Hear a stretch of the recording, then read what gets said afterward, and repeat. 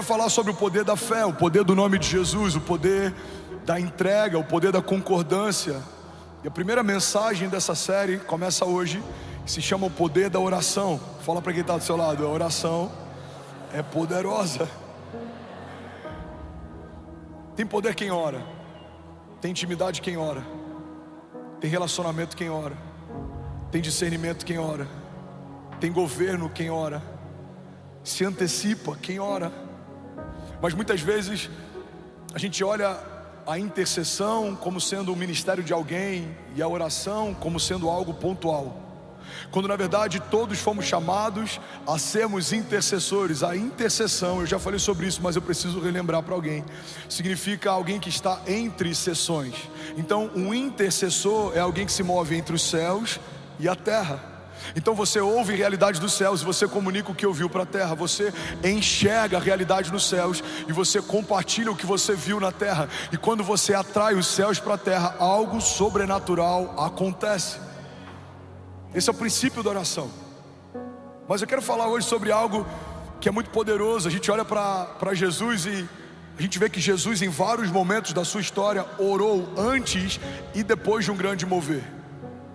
A Bíblia diz que Jesus, ele orou antes do seu batismo, ele orou em desertos, ele orou em momentos difíceis, ele orou quando tudo ia bem. E a partir do modelo de Jesus que eu quero que a gente mergulhe na palavra de hoje. Você está comigo? Diga amém. Primeiro princípio, antes de falarmos sobre qualquer coisa, é o entendimento de que Deus sabe o que você precisa. Olha para mim, irmão. Deus sabe o que você precisa antes de você falar. Mas por que precisamos falar, pastor? Porque quando falamos com Deus o que a gente precisa, não é para comunicar algo que Ele não sabe, mas é para expor a nossa dependência ao único que pode suprir a nossa necessidade. Quando Jesus pergunta para aqueles homens enfermos enquanto caminhava na terra o que Ele queria que Ele fizesse, Jesus não precisava de uma informação sobre a doença que eles tinham. Todo mundo sabia que aquele cego não enxergava, ou que aquele paralítico não andava. Todo mundo sabia que aquele leproso estava longe de casa e que ele tinha lepra e precisava de um toque. Mas quando Jesus pergunta: o que queres que eu te faça? Jesus está dando àqueles homens a oportunidade de estarem expostos diante do Deus que pode todas as coisas. E é isso que está acontecendo nessa noite. Jesus está perguntando para pessoas aqui: filho, o que queres que eu te faça? Qual é a sua necessidade? Qual é a sua impossibilidade? E a partir dessa vulnerabilidade que o meu milagre começa a ser gerado. Há alguém comigo aqui? Diga amém. Salmos 37:18 diz assim: o Senhor cuida da vida dos íntegros e a herança deles permanecerá para sempre. Em tempos de adversidade não ficarão decepcionados, e em dias de fome desfrutarão de fartura. Será que alguém pode dizer glória a Deus por isso? Sabe, a oração é um momento da gente conectar céus e terra, é um momento da gente compartilhar nossas necessidades, é um momento da gente agradecer por tudo que viveu. Mas a oração faz muito mais do que suprir o que você pediu ou te dar o que você precisa. A oração te torna mais parecido com Jesus. Eu não lembro de quem é o autor, mas essa frase, ela me impactou. Eu vi um tempo atrás, ela dizia assim: cada vez que eu oro, Deus tira algo meu e coloca algo dele. A oração faz um homem sanguíneo se tornar mais paciente. A oração faz um homem que é escasso se tornar mais generoso. A oração faz com que a gente se quebrante. É impossível você permanecer inflexível na presença do Deus Todo-Poderoso. A gente é quebrantado na presença de Jesus. A gente começa a se render na presença de Jesus. A gente começa a ser vulnerável na presença de Jesus. E todas as vezes que isso acontece, algo sobrenatural acontece em seguida. Eu lembro de um vídeo que eu vi um tempo atrás, de um campo de trigo, e aquela pessoa que plantava esse trigo estava falando que para eles é muito fácil de distinguir o trigo do joio. Aos olhos naturais, para a gente é quase impossível. Eles parecem a mesma coisa, mas para quem trabalha com isso todos os dias, para eles é muito fácil. E aí o repórter perguntou para ele: como é que vocês conseguem distinguir o trigo do joio?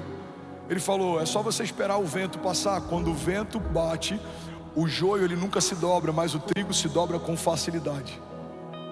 Por que temos desafios no nosso tempo de oração? Porque muitas vezes a gente tem essa dificuldade de se expor, de se lançar, de se quebrantar, de se derramar. Mas a verdade é que todo milagre sobrenatural acontece a partir do momento em que você se entrega, se derrama. A Bíblia diz que Deus não rejeita um coração quebrantado. Então eu quero falar com você nessa noite sobre um poder que libera o sobrenatural. Eu quero falar nessa noite sobre um princípio que foi, vamos junto, lindão, vamos fluir, que foi negligenciado, que foi esquecido, que muitas vezes foi terceirizado, talvez até subjugado, não foi valorizado. Quantas vezes a gente acreditou que o ministério de oração, o ministério das irmãs do coque, ou a necessidade e a importância da oração é algo que a gente terceiriza para nossa esposa ou para nossa mãe? Quantas vezes a gente se move numa nova estação sem ter tempo com Deus, esperando que alguém ore por nós? Quantas vezes eu recebo mensagens de pessoas pedindo que eu ore por motivos que nem eles mesmos estão orando? Pastor, ora por fulano, ou ora por esse caso. Mas é muito provável que algumas dessas mensagens sejam só alguém terceirizando a importância de algo que nem elas mesmas estão suprindo.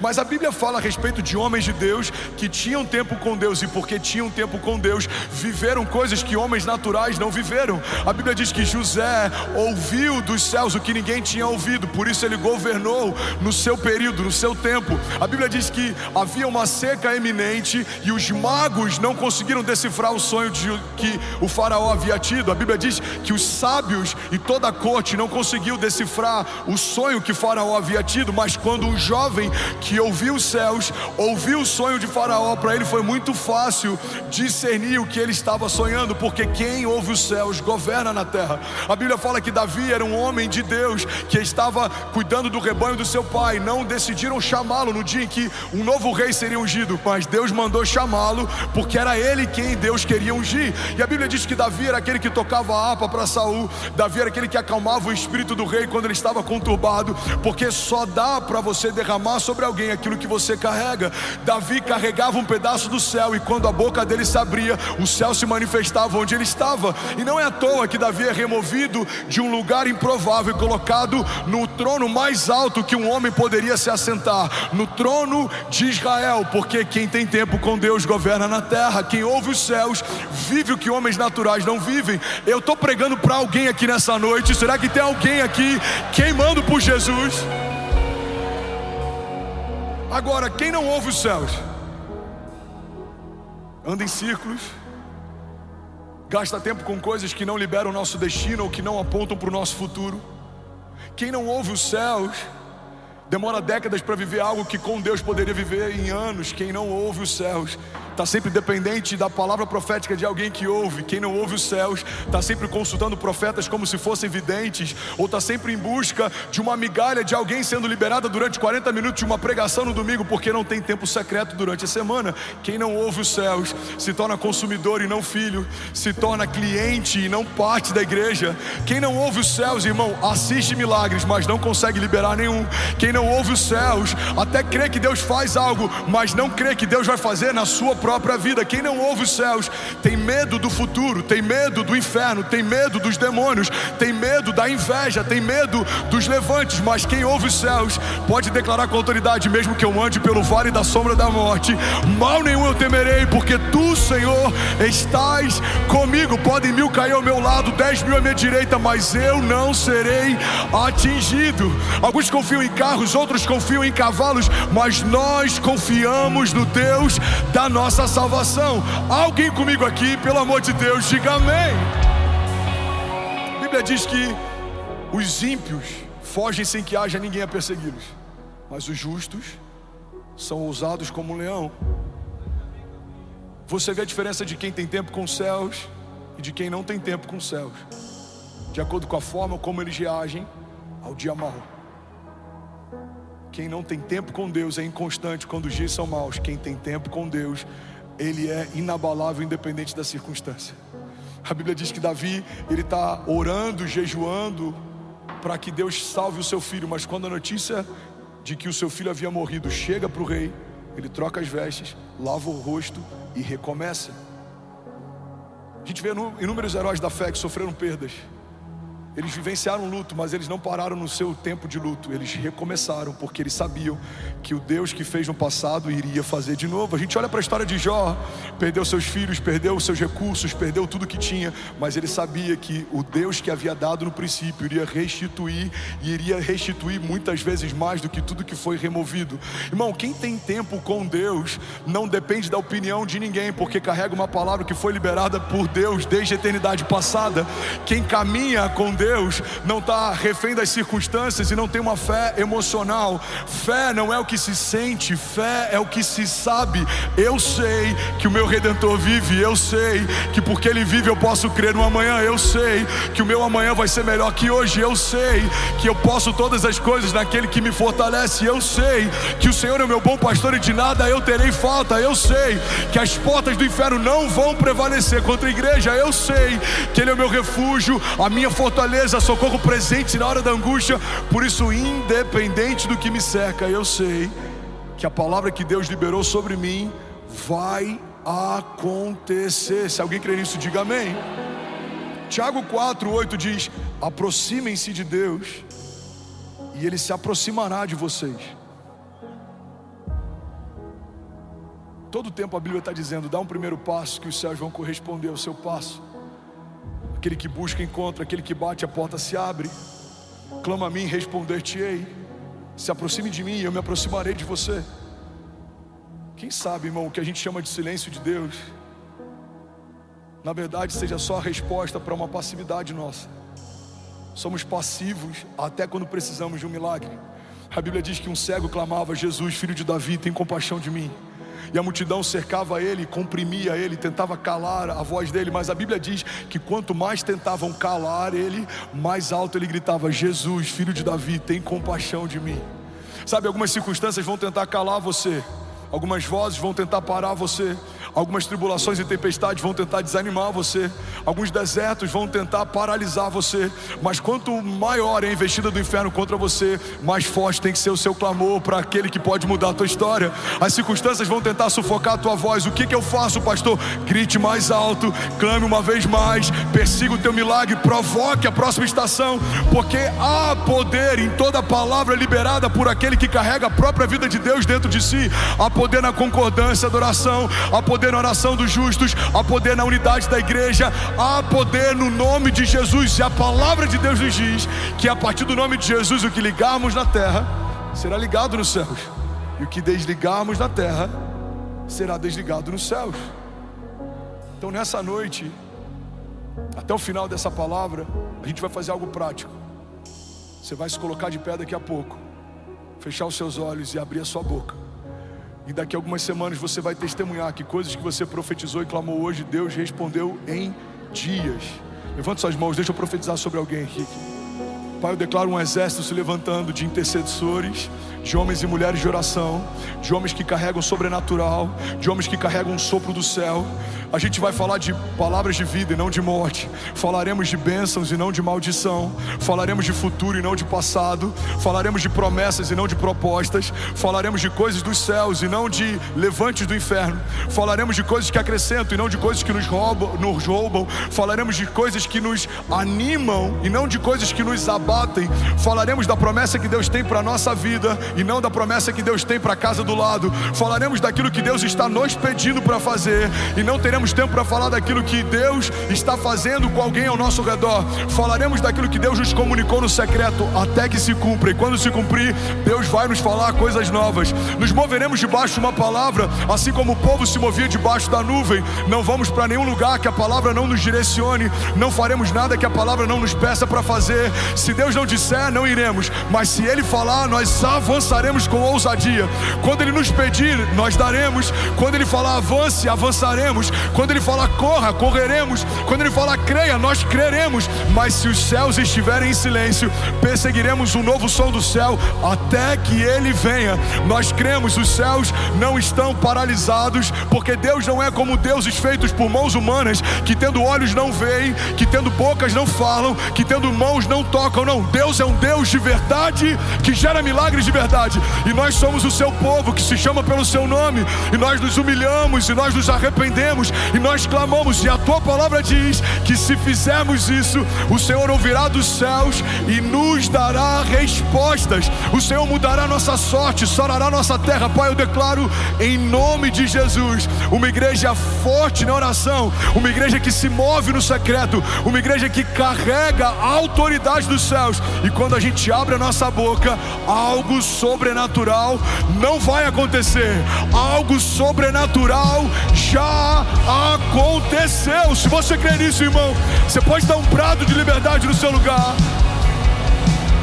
Jesus. Como se for para Jesus, você pode fazer melhor. Aleluia. Aleluia. Alguém feliz com Jesus ainda, diga amém. Sabe, Jesus orou no seu batismo, Lucas 3:21. Quando todo o povo estava sendo batizado, Jesus também o foi. E enquanto ele estava orando, o céu se abriu. Uma das maiores incoerências da nossa geração é que desejamos céus abertos, mas permanecemos com a nossa boca fechada. A Bíblia diz que enquanto Jesus ora, os céus se abrem. A Bíblia diz que enquanto Jesus ora, algo acontece. Irmão, Jesus está no seu batismo e ele não deixa de orar. A Bíblia diz que depois que ele é batizado, o Espírito é derramado sobre ele. O Espírito então leva Jesus 40 dias para o deserto para orar. Não tem nenhuma estação que Jesus entre que não seja marcada por oração antes e no final dela. A Bíblia diz que Jesus orou nos desertos, Lucas 5:16. Ele, porém, retirava-se para os desertos e ali orava. A Bíblia diz que Jesus orou a noite inteira antes de escolher os discípulos. E a minha pergunta é: como queremos tomar decisões importantes sem consultar a Deus, se o próprio Jesus não abrir a mão desse recurso? Irmão, Jesus, o Verbo encarnado, o próprio Filho de Deus, parte da Trindade, estava desde o princípio. João diz que no princípio ele era o Verbo estava com Deus, o Verbo era Deus. Todas as coisas foram feitas por meio dele, sem ele nada do que foi feito se fez. O autor e consumador da nossa fé, o maravilhoso conselheiro, Deus forte, Pai da eternidade, príncipe da paz, está orando incessantemente antes de escolher os seus discípulos, porque ele não fazia nada que ele não tinha visto o Pai fazer, e ele não falava nada que antes ele não tivesse ouvido o Pai falar. Mas quantas vezes a gente assina contratos ou entra em sociedades, a gente toma decisões ou acessa portas sem que Deus tenha nos dado respostas. A pergunta que a gente precisa fazer nessa noite é: se o próprio Jesus não se movia sem antes ter uma palavra de Deus, como a gente ousa se mover sem que Ele fale? Olha o que a Bíblia diz, Lucas 6:12. Em um daqueles dias, Jesus saiu para um monte a fim de orar, e passou a noite orando a Deus. Ao amanhecer, chamou seus discípulos e escolheu 12 deles, a quem também designou como apóstolos. A Bíblia diz que Jesus orou antes da multiplicação dos pães e peixes. Isso é uma coisa extraordinária, porque a gente vê várias vezes Jesus orando e agradecendo antes do milagre acontecer. Dinâmica da fé fala a respeito de celebrarmos antes do milagre acontecer, porque celebrar depois que aconteceu é óbvio, mas celebrar antes de acontecer é fé. Uma mulher estéril que celebra o filho antes de saber que está grávida, uma família quebrada financeiramente que celebra o novo de Deus antes de um novo contrato chegar, um casal que se divorciou, mas já celebra a boda de casamento, mesmo que o marido ainda não tenha voltado para casa, pais que celebram a restauração de um filho viciado, mesmo que ele ainda não tenha aberto mão de um vício. Irmão, isso é fé. A fé é trazermos à existência coisas que não existem, é tratar coisas que não são como se já fossem. A Bíblia diz que Jesus, antes de multiplicar o pão, já agradece pela multiplicação. João 6,11 diz assim: então Jesus tomou os pães e deu graças e os repartiu entre os que estavam sentados, e tantos quanto queriam comeram, e o mesmo ele fez com os peixes. Mas a Bíblia também diz que Jesus orou depois da multiplicação. Mateus 14, 23. Tendo despedido a multidão, subiu sozinho ao monte para orar, e ao anoitecer estava ali sozinho. Alguém pode dizer glória a Deus por isso? Irmão, olha para mim, pega isso aqui. Todo tempo de secreto gera recompensa pública. Jesus ora quando ninguém vê. O que ele faz no dia seguinte, todos veem. Jesus ora no deserto enquanto ninguém vê. Quando ele começa a operar em milagres, todo mundo vê. Jesus ora antes dos pães serem multiplicados. Depois que os pães são multiplicados, ele se separa para orar também. Jesus ora antes de ser batizado, enquanto é batizado, e depois de ser batizado também. Jesus ora antes de escolher os discípulos, e quando ele está quase entregando o seu espírito nos seus minutos finais de vida também. O que vemos na vida de Jesus, muitas vezes, é uma vida de poder sobrenatural, mas o que não percebemos na vida de Jesus é que esse poder sobrenatural não é causa, é consequência. É uma vida de oração, gera poder sobrenatural que opera milagres. A igreja anseia por viver milagres, sinais e maravilhas, mas para isso precisamos ter uma vida firmada em oração. Paulo diz que a oração no Espírito, ela é infrutífera para a nossa mente, ou seja, ela não gera nenhum entendimento racional, mas ela edifica o nosso espírito. É como se o Espírito de Deus testificasse ao nosso espírito a respeito das coisas de Deus. Em outro momento a Bíblia diz que essa oração são como gemidos inexprimíveis. Tem coisas que você nem sabe que precisa, mas o seu espírito sabe. Tem coisas que você nem sabe que estão preparadas para você, mas o Espírito de Deus sabe. E quanto mais você tem tempo com Deus, mais sensível você vai ficando a respeito das coisas de Deus. Sabe uma das características que a oração desenvolve na gente? Algo que a gente chama de impressão no Espírito. Você entra no lugar e você sabe, esse lugar não está legal. Você entra numa casa, você já sabe, o ambiente aqui não está legal.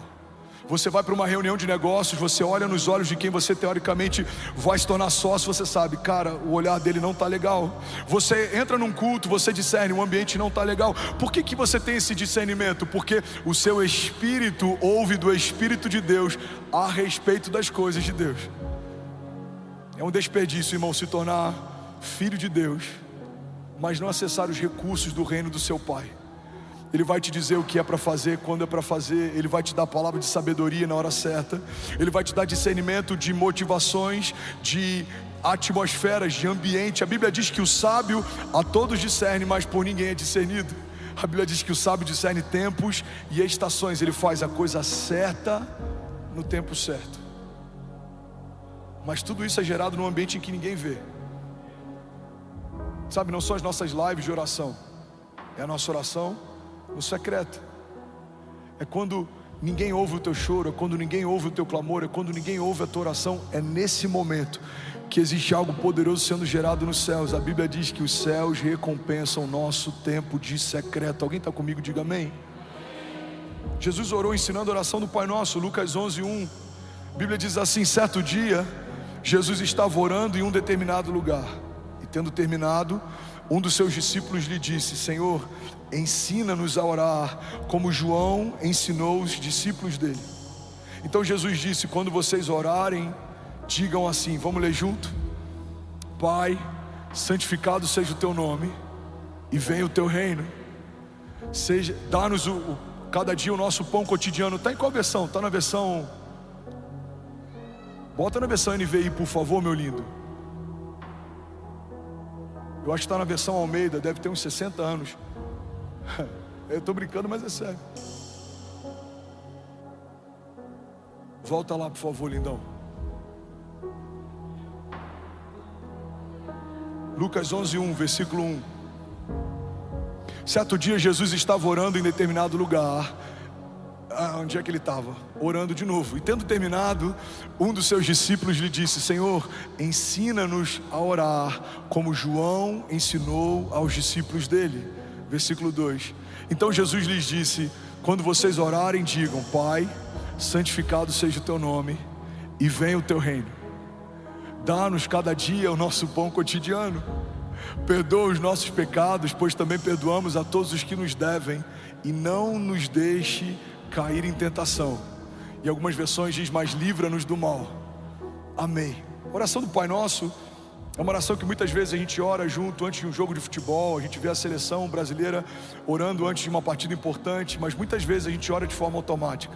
A oração do Pai Nosso carrega os princípios mais poderosos do reino de Deus, porque fala a respeito de dependência e de reconhecimento da pessoa de Jesus e da autoridade que o Pai carrega. Santificado seja o teu nome, venha a nós o teu reino, seja feita a tua vontade. O pão nosso de cada dia nos dai hoje, perdoa as nossas ofensas, não nos deixa cair em tentação. A oração do Pai Nosso coloca a criação no seu devido lugar e coloca o Deus Criador no seu devido lugar também. Quando você ora segundo esses princípios, você reconhece que se não for o Senhor, você não pode nada. Se não for o Senhor, eu não tenho o que comer. Se não fosse o perdão de Deus, eu não tenho nem como perdoar. Se não fosse a vontade de Deus, eu não tenho como me mover. A oração do Pai Nosso é uma oração que foi ensinada por Jesus e carrega alguns princípios que são fundamentais no reino de Deus. A gente vê Jesus ensinando a oração do Pai Nosso, mas a gente também vê Jesus orando na ceia. Mateus 26 diz assim: quando comiam, Jesus tomou o pão e abençoando, o partiu e o deu aos seus discípulos e disse: tomai e comei, isso é o meu corpo. E tomando o cálice, dando graças, deu então para eles dizendo: bebei dele todos vocês. Jesus, ele ora em todos os momentos, e inclusive ele ora na cruz e no Getsemane. Mateus 26:36 é um dos momentos mais pontuais dos evangelhos. Alguém está comigo aqui ainda? Diga amém.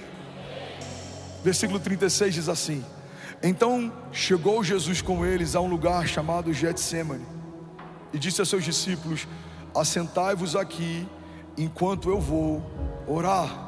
Versículo 39, indo um pouco mais adiante, prostrou-se sobre o seu rosto, orando e dizendo: meu Pai, se é possível, passe de mim esse cálice, mas todavia não seja como eu quero, mas como tu queres.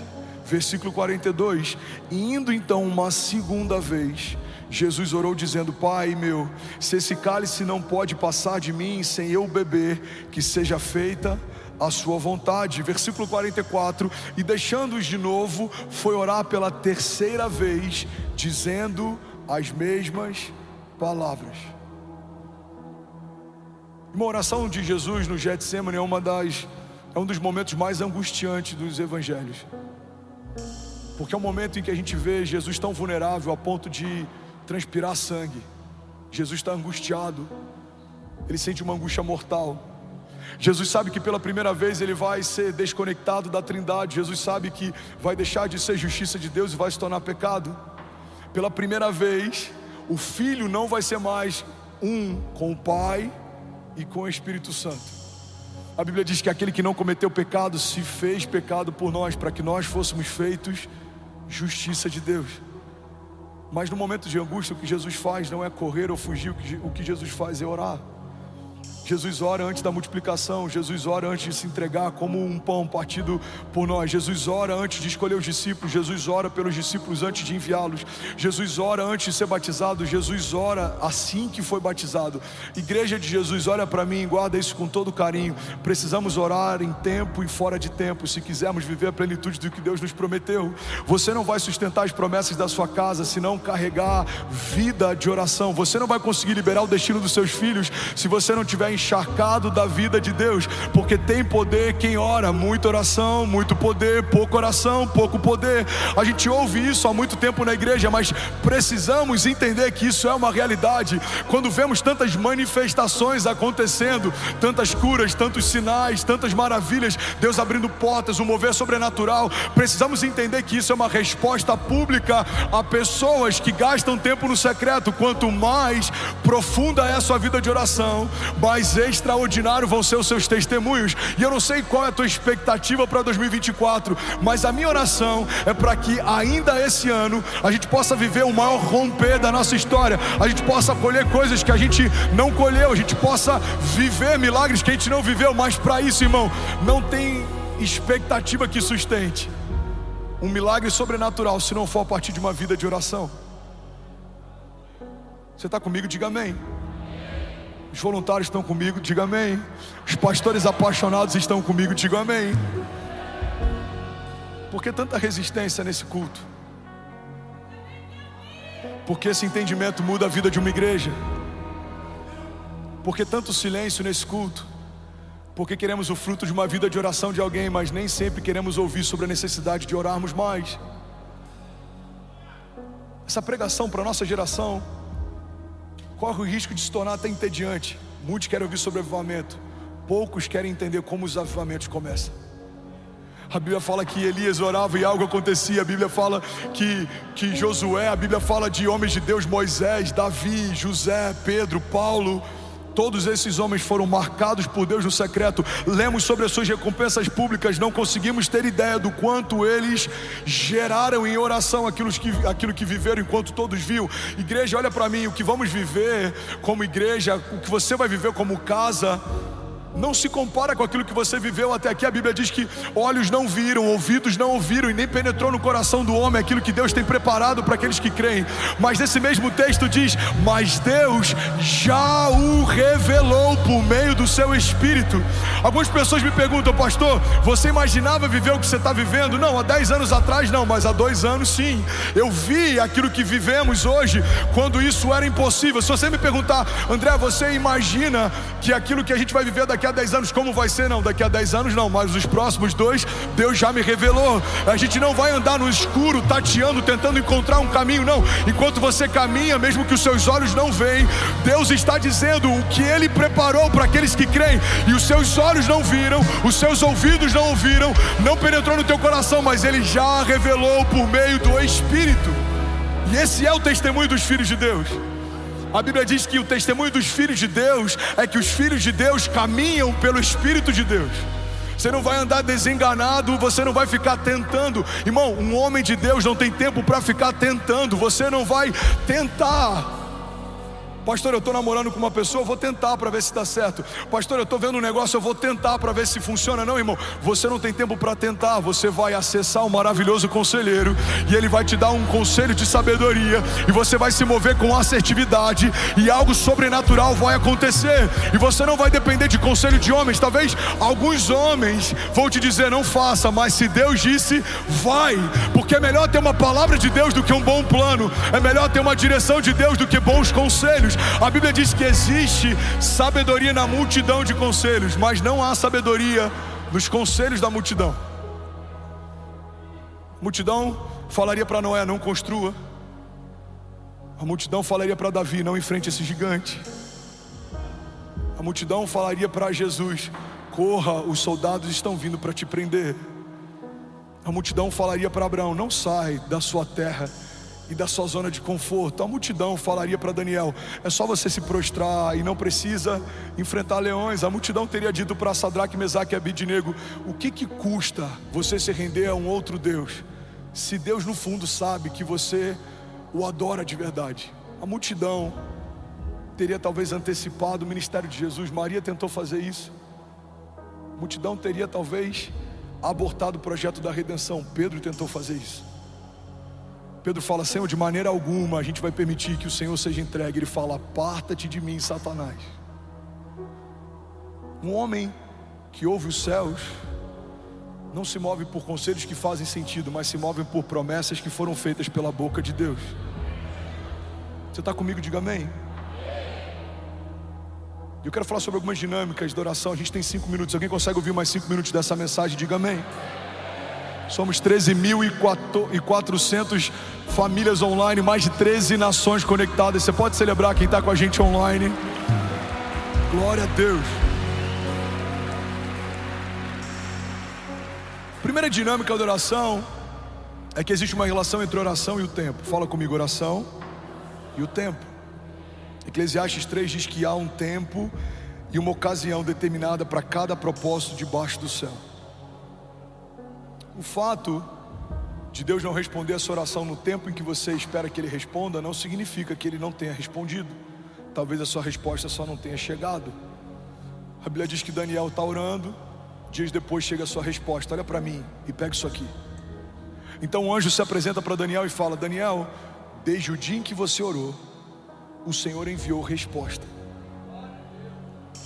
mas eu fui resistido pelo príncipe da Pérsia nas regiões celestiais. Ou seja, Dias depois a resposta chega, mas desde o dia em que Daniel clamou, a resposta foi enviada. Vou falar isso de novo e alguém incendiado por Jesus desse lado esquerdo vai pegar essa chave. No mesmo dia em que Daniel ora, Deus responde, mas dias depois a resposta chega. É como uma mulher grávida, uma mulher estéril que não pode gerar, pode receber a vida no seu ventre da noite para o dia, mas o bebê não vai nascer no dia seguinte. Você precisa esperar o tempo da gestação. Sabe, o fato de você não tocar ainda em alguns milagres não significa que eles já não sejam realidade. Deus já enviou algumas respostas, Deus já respondeu algumas dúvidas e inquietações, Deus já está movendo algumas realidades, Deus já está abrindo algumas portas. Irmão, eu creio que enquanto a gente está aqui, Deus já está curando algumas enfermidades, Deus já está visitando alguns ventres. Vamos, eu quero profetizar sobre alguém. Enquanto estamos aqui, Deus já está removendo do coração de pessoas projetos que Ele não se alegra, ideias que não foi Ele quem deu, mas Deus também está confirmando no coração de pessoas lugares, sociedades, negócios, projetos que é o Senhor quem te deu. Ele está dizendo: filho, fui eu quem fiz, fui eu quem abri, fui eu quem te deu. Avance, creia, não tenha medo, não tenha medo, eu sou contigo, eu estou com você. Essa porta fui eu quem abri, essa sociedade fui eu quem propus, essa empresa fui eu quem te dei. Porque a porta que Deus fecha, ninguém abre, mas a porta que Deus abre, irmão, ninguém fecha. E quem caminha com Deus sabe que é melhor uma porta fechada por Deus do que tentar forçar uma porta que Deus nunca abriu. É melhor você ter algo que Deus retirou de você do que tentar retirar de Deus algo que Deus disse que não é mais para esse tempo. Tem lugares que você amava estar, Deus mandou você sair, você não sabe por quê, mas você não ouvia conversas que Deus ouviu, você não viu coisas que Deus viu. Tem lugares que você amava estar, pessoas que você queria com você, mas o próprio Deus retirou. Por quê, pastor?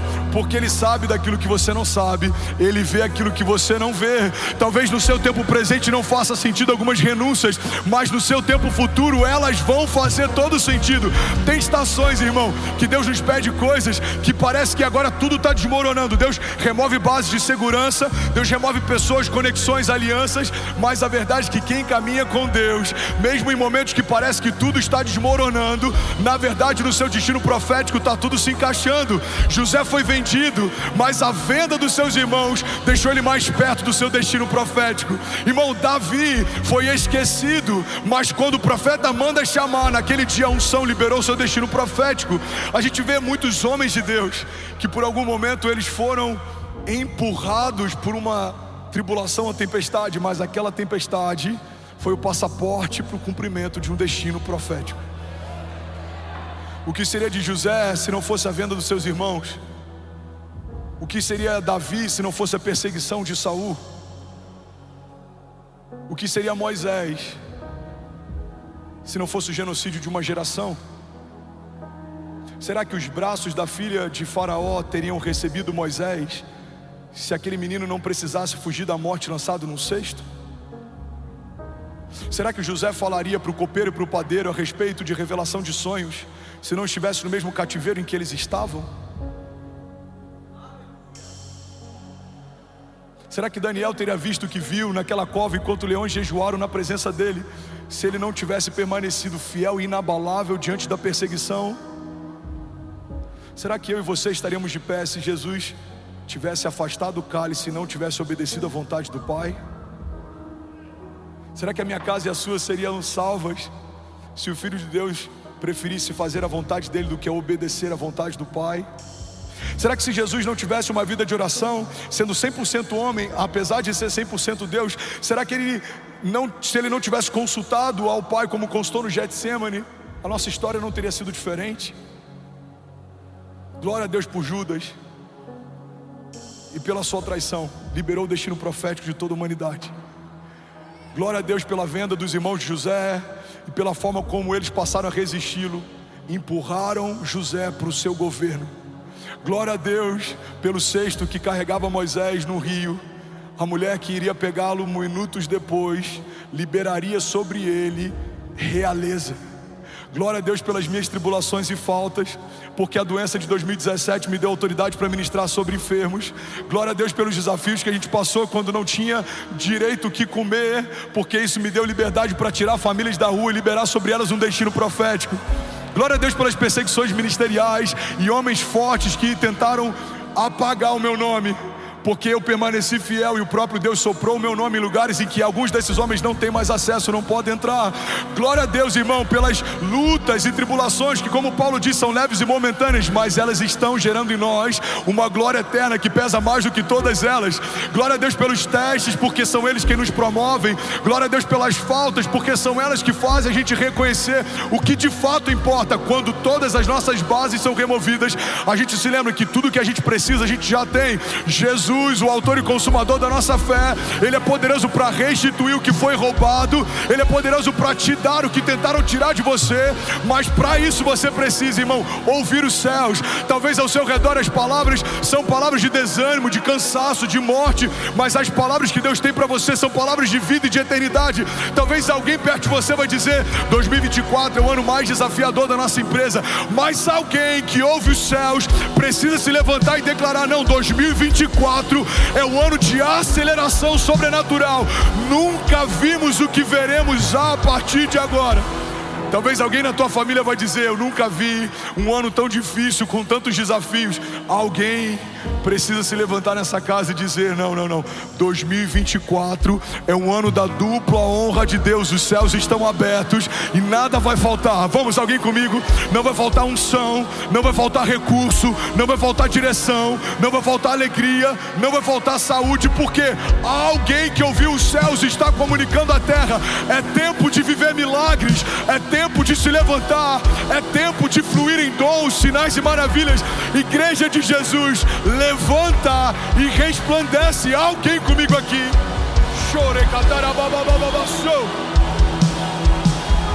Aleluia, aleluia. Vamos, se for para Jesus, você pode fazer melhor. Aleluia. Você vai chegar na sua segunda-feira, quando você ouvir algo que não coopera com o que Deus te falou, você precisa combater o que ouviu. Irmão, eu acho que a gente vai precisar fechar. Por quê? As contas não estão fechando. Deixa eu ver.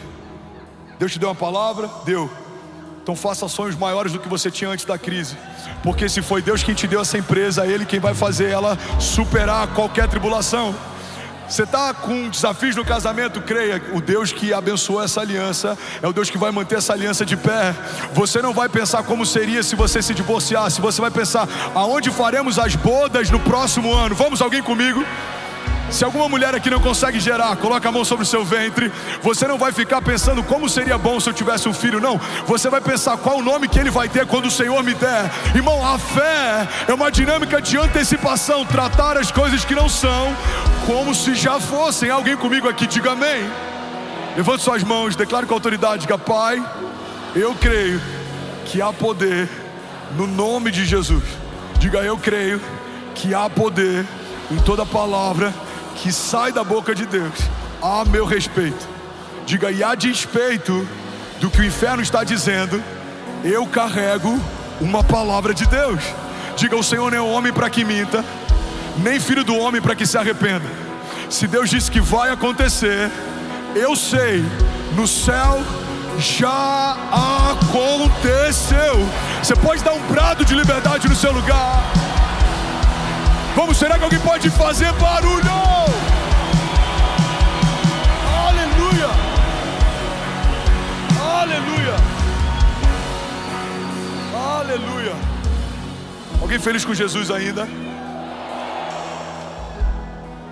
Dinâmica da oração, ela tem que levar você para um lugar em que você vai ser incompreendido. Olha para mim e permanece de pé. A gente vai finalizar aqui. Vocês são incríveis.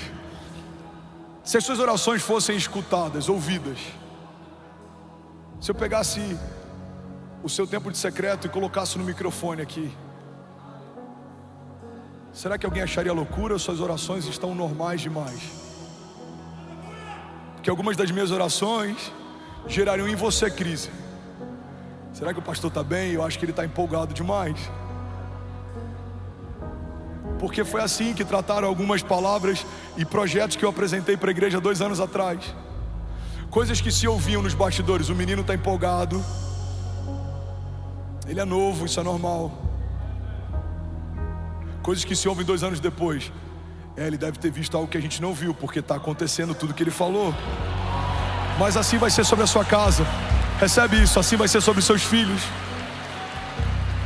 Você vai ver coisas nos seus filhos que ninguém está vendo. Você vai liberar isso sobre eles. Mas um dia, todos os olhos vão ver aquilo que Deus já revelou no Espírito. Você pode ter um filho dislexo, talvez com TDAH, qualquer problema de assimilação, de conexão. Você vai ouvir de Deus quem Ele é, e você vai profetizar sobre Ele quem Ele é. Você é cabeça e não cauda. Você é filho de Deus. Você vai viver algo glorioso. O seu destino é extraordinário. Você vai tocar nações. Você vai ser grande entre os homens. Você vai aconselhar príncipes. Alguns vão olhar e falar: mas não faz sentido. Deus não te chamou para profetizar o que faz sentido. Deus te chamou para profetizar o que olhos não viram, ouvidos não ouviram, não penetrou no coração do homem. Alguém comigo aqui, diga amém. Quantas vezes a gente gasta tempo falando que todo mundo está vendo? O que todo mundo está vendo é óbvio, mas o que Deus vê? É sobre isso que precisamos falar. Como falaremos se não ouvimos? Eu preciso falar o que Deus fala. O que é fé? Fé é falar o que Deus fala, pensar como Deus pensa e ver o que Deus está vendo. A Bíblia diz: no ano em que morreu o rei Uzias, eu vi o Senhor assentado no alto, sublime trono. E haviam serafins que estavam em torno do seu trono, dizendo: santo, santo, santo é o Senhor dos exércitos, e toda a terra está cheia da sua glória. Mas a Bíblia diz que assim que o profeta foi levado à sala do trono, a primeira coisa que ele teve foi angústia, medo. Ele fala: Senhor, ai de mim que sou impuro e habito em meio a um povo de impuros lábios. Então um anjo pega uma brasa viva no altar e toca os lábios dele, e ele vive esse momento que é único. Mas nesse dia algo acontece. A palavra de Deus revela para nós um contraste entre aqueles que caminham na terra e olham para cima, e aqueles que caminham nos céus e olham para baixo. Um homem de Deus que caminha na terra e olha para cima tem medo quando vê a santidade de Deus. Ele acha que está tudo perdido, ele é um homem puro, e o povo em que ele caminha é um povo de impuros lábios. Mas a Bíblia diz que os anjos de Deus, quando olham dos céus para a terra, eles veem que toda a terra está cheia da glória de Deus. Se você olhar Alphaville da terra para os céus, o que a gente vai ver aqui é status, futilidade, comparação, competição, vendedores de sonhos. Mas se a gente olhar Alphaville dos céus para a terra, o que os céus veem? Eu vejo uma onda de avivamento. Eu vejo um celeiro para nações. Eu vejo um lugar que vai ser chamado de casa de oração, refúgio, porto seguro. Eu vejo uma casa de esperança. Eu vejo uma casa de destino. Se você olhasse para a minha casa em 2017, da terra olhando para os céus, o que você ia ver? Senhor, salva o André. O coração dele está parando, a válvula mitral dele está muito mal, o nível da endocardite dele aguda está muito alto, o coração está tomado. Dava para ver de olho nu no exame do transesofágico, na câmera do transesofágico, dava para ver a quantidade de aglomeração de bactérias. Meu coração estava verde. Mas e dos céus para a terra? O que os céus veem? Esse milagre vai ser testemunhado em nações. Milhares e milhares e milhares ouvirão o que eu fiz. Esse milagre vai desencadear uma onda de milagres de cura. Alguns vão dizer: o Brasil está vivendo um tempo difícil. Se a gente olhar para algumas instituições que cuidam da parte do judiciário, econômico, político, existe uma divisão. O Brasil está polarizado. Mas se olharmos o Brasil dos céus para a terra, o que os céus veem? Nação do avivamento, o lugar de onde vem o último sopro de Deus, um lugar que Deus separou, inclusive dentro da América Latina, com uma linguagem única, para que possa liderar uma onda de avivamento que vai tocar nações. aqueles que transportam brasas, aqueles que exportam brasas, aqueles que carregam fogo, aqueles que carregam fogo sobre os seus ossos, aqueles que têm fome por mais de Deus. Irmão, o que você precisa fazer a partir do seu tempo de oração é parar de chamar as coisas como elas são e você começar a profetizar como elas serão. Você vai começar a trazer o futuro para o seu presente, o seu futuro vai se tornar real. Você vai começar a trazer promessas para o seu presente e as suas promessas vão se tornar reais. E aí, tudo bom? Você acabou de assistir uma mensagem aqui do nosso canal. Eu tenho certeza que ela te edificou e que ela vai gerar algo novo em você. E a gente separou mais 2 vídeos, eu quero deixar essas indicações aqui para você continuar queimando com Jesus. E eu quero muito te fazer um pedido também. Se essa mensagem te edificou, comenta aqui embaixo, segue o canal, me ajuda a compartilhar para que mais pessoas sejam tocadas também. Deus te abençoe.